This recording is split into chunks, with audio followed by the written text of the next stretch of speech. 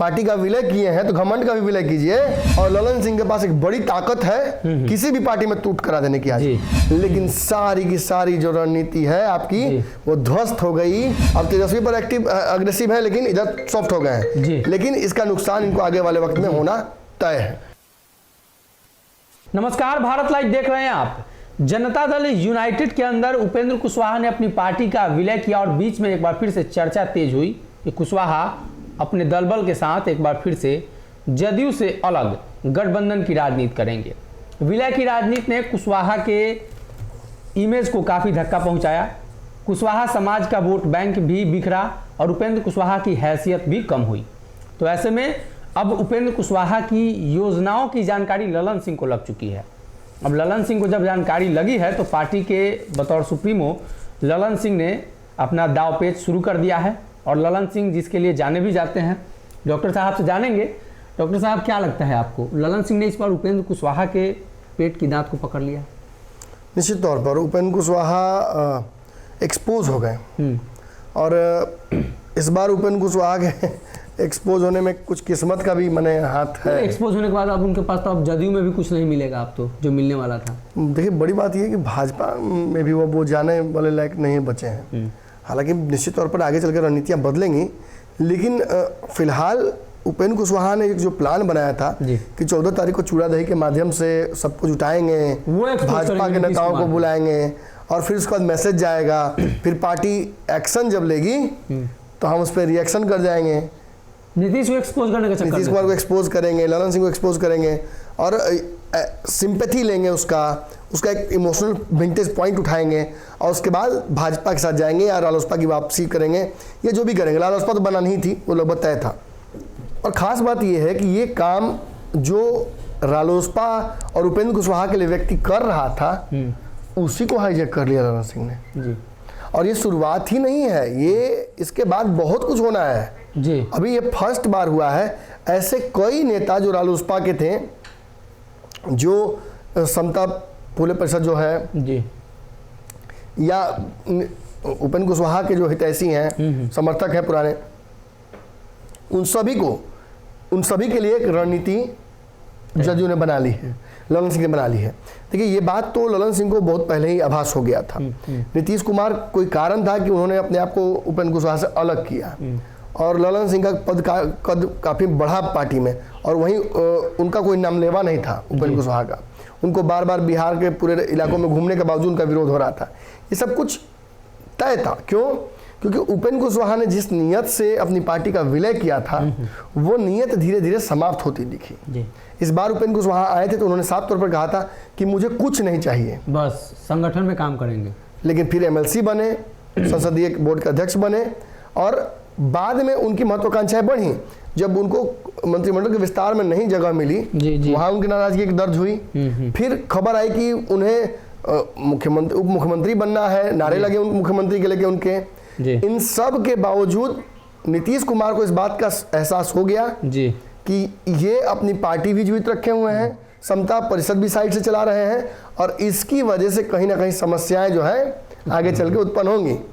और ऐसे में विश्वसनीयता इनकी समाप्त हो जाती है नीतीश की नज़र में, और नीतीश कुमार ने दूर कर लेते हैं। यहाँ तक कुढ़नी जैसी सीट इंपॉर्टेंट थी, जहाँ कुशवाहा वोट बैंक चाहिए था, वहाँ उपेंद्र कुशवाहा को भेजना जरूरी था, वहाँ भी नहीं भेजा। तो क्या समझ रहे हैं इसका मतलब? कुशवाहा ने जिक्र किया ना कि बतौर पार्टी के बड़े नेता के तौर पर हमें शामिल कराया गया, लेकिन फील्डिंग के लिए खाली रखा गया, पानी पिलाने के रखा गया, मतलब ग्राउंड में उतारा। तो पानी के पिलाएगा? पानी कौन पिलाएगा? उसके लिए मैंने नया कार्यकर्ता लाया जाए? पानी पिलाने में लाज लग रहा है? पार्टी का विलय किए हैं तो घमंड का भी विलय कीजिए, आइए जीरो से शुरू कीजिए।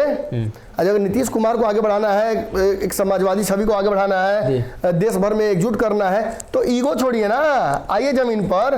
ललन सिंह आगे बढ़ने से क्यों बेचैनी हो रही है? हम तो बोल रहे थे बार बार आपको कि ललन सिंह का कद बढ़ रहा है आपके सामने, आपको समझ में नहीं आया। आप बार बार कह रहे थे कि नहीं, आप खबर गलत चला रहे हैं। कभी बाबा को फोन करके बोला कि नमन जी का इनपुट गलत है, कभी किसी को बोला, कभी धीरज कुशवाहा के माध्यम से, कभी पल्लवा के माध्यम से। तो ये अब बोलिए ना कि मैं गलत था कि नहीं था, गलत था कि सही है। हाँ। अब बोलिए आप। निश्चित तौर पर 14 तारीख को आपसे मुलाकात होती चूड़ादही में। अनफॉर्चुनेटली शरद यादव जी के निधन के बाद वो नहीं हो पाया, लेकिन जितना बड़ा घाटा देश की राजनीति हुआ उससे कहीं ना ज्यादा बड़ा व्यक्तिगत घाटा आपका हो गया जी। शरद यादव जी के निधन से। 14 तारीख को आपने पूरा प्लान कर रखा था, भाजपा कई लोग आपके पास आने वाले थे, आपको उससे फायदा होता, लेकिन सारी की सारी जो रणनीति है आपकी वो ध्वस्त हो गई। और आपका चूड़ा दही कैंसिल होने के बाद आप दिल्ली गए, दिल्ली में आपसे किसी ने मुलाकात तक नहीं की, आप गए शरद यादव से मिले, वापस आ गए। निश्चित तौर पर आप बार बार बैठक कर रहे हैं, लेकिन इस बीच ललन सिंह ने आपके दिल्ली जाने और चूड़ा दही के पहले आप विस्फोट करते, उससे पहले पहला हमला उधर से हो गया और आपकी पार्टी के एक बहुत महत्वपूर्ण व्यक्ति को, धीरज कुशवाहा को उठा कर ले गए ललन सिंह जी।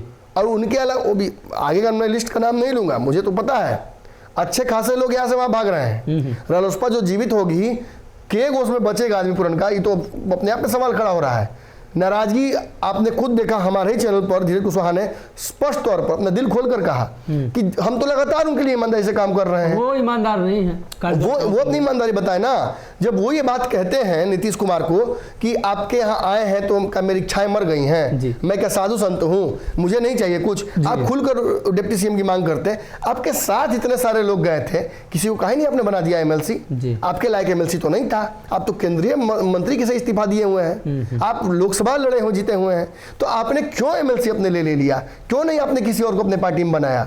कभी फलनवा कुशवाहा का चिरहन हुआ, कभी उनका शोषण हुआ, कभी उनका शोषण, ये क्या नाम इनका, माधव आनंद थे, धीरज कुशवाहा है, पूर्व में भगवान कुशवाहा थे, और लोग थे, कहाँ गए कौन सब लोग? सभी को पता चल गया कि ये जो छोटा नदी में, नाला में हम डुबकी मार रहे हैं, इससे बड़े सीधे गंगोत्री में चलते हैं जी। जदयू में जाओ, पानियों पिलाएंगे तो वहां कम से कम इज्जत रहेगा, एक बड़ा संगठन है, समाज के लोग हैं। और यही काम कहीं ना कहीं देखिए, बिहार में 20 सूत्री का गठन होने वाला है, बोर्ड आयोग का गठन होने वाला है, और ललन सिंह के पास एक बड़ी ताकत है किसी भी पार्टी में टूट करा देने की। आज नीतीश कुमार के पास ताकत है किसी भी बड़ी पार्टी में टूट कराने की, और इसका निश्चित तौर पर फायदा उठाते हुए रालोसपा और उपेंद्र कुशवाहा की जो मंशाएं थी उनको बहुत बड़ा आघात लगाया है। और आगे चल के आप रालोसपा बन तो बनेगी तो जरूर, क्योंकि अब इनके पास रास्ता नहीं बचा है। हालांकि आने के बाद इन्होंने अपने तेवर बदल दिया है, अब तेजस्वी पर अग्रेसिव है, लेकिन इधर सॉफ्ट हो गए हैं, लेकिन इसका नुकसान इनको आगे वाले वक्त में होना तय है। तो कहीं ना कहीं उपेंद्र कुशवाहा की जो रणनीति थी पहले ही एक्सपोज हो चुकी है। उपेंद्र कुशवाहा इस बार फ्लॉप हो चुके हैं, और ललन सिंह जैसा कि जाने जाते हैं जिस नाम के लिए, जो करने के लिए ललन सिंह ने उसको पकड़ लिया है, और इस बार उपेंद्र कुशवाहा की चोरी पकड़ी गई है। जैसे पिछली बार आरसीपी सिंह की चोरी पकड़ी गई थी, एक बार फिर से जनता दल यूनाइटेड के अंदर उपेंद्र कुशवाहा का विकेट गिरना तय माना जा रहा है। अगर ये वीडियो पसंद आई और वह बिहार के राजनीति और बिहारियत से सरोकार रखेनी तो सब्सक्राइब बटन दबा के चैनल के सब्सक्राइब कर ली। ओजे एगो घंटी बा, ओकरा बटन दबा देला से कुल सटीक और मारक खबर रुआ मुफ्त में मिल जाई। अगर रुआ पत्रकारिता के हमनी के नया प्रयोग में सहयोग कर चाहतानी तो ज्वाइन बटन दबा दी। पेटीएम नंबर नोट कर ली 9386816700। धन्यवाद।